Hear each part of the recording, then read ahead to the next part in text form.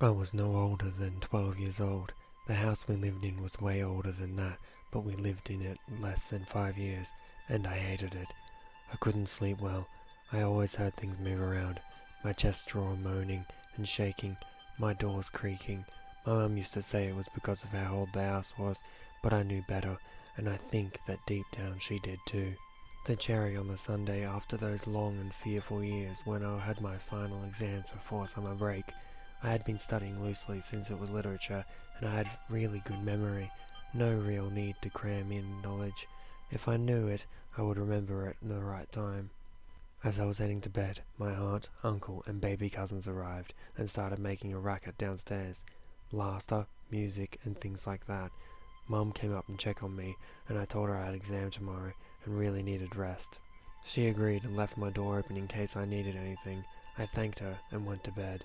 If you know me, you know I don't sleep with my door open, and even less without my light on.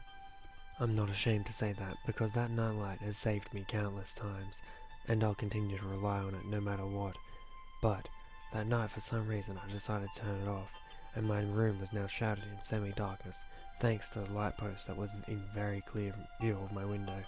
As I was falling asleep, tossing and turning due to nervousness, I decided to face the wall and try to close my eyes. As I did so, instantly the room fell very quiet. Nothing could be heard from outside or in, and that's what my family's rackets downstairs too. The silence was eerie, pressing on my ears as if it was a physical thing. No buzzing, no white noise, just silence. Then, as if it realized I could take no longer of that deafening silence, footsteps started to sound from the wall end of my room towards my door. There were clicking of hard, thick heels.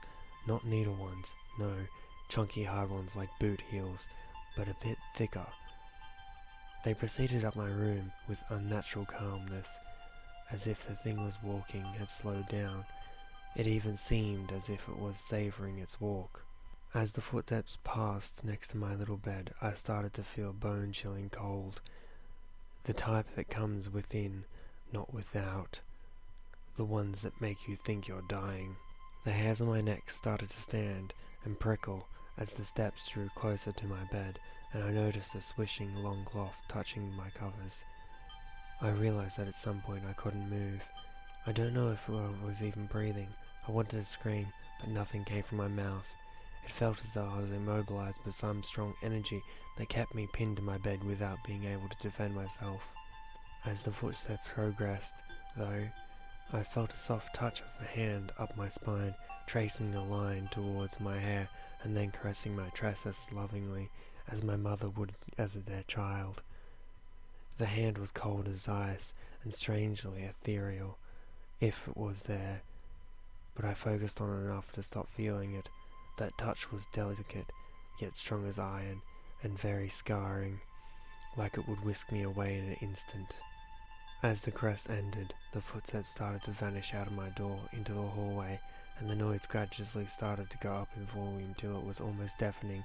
After such complete silence, I regained my movement of my body. My heart restarted beating, or so it felt, and the footsteps finally faded into the noise around me. I heard my mum make her way upstairs to check on me again and leave. I don't know when I fell asleep, and if I ever dreamed that night. In retrospect, I think that's about the time when the oppressing feeling in my home subsided. It never really left, but it actually let me sleep. I still would have slept with the nightlight on, but it wasn't that horrible anymore. I did tell my mum, and she proceeded to bless the house, like any religious mother would. I told a few more people, and they agreed it sounded like death had passed through my room on a way to an errand. It left me thinking that maybe I was dead and didn't know it, and I battled for a long time with that feeling. All in all, I think I'll never know what those footsteps were, and I think I don't really want to know. I haven't heard them again, and I hope I won't, but sometimes I still feel that coldness and the small caress on my hair, and wonder if it actually left me or not.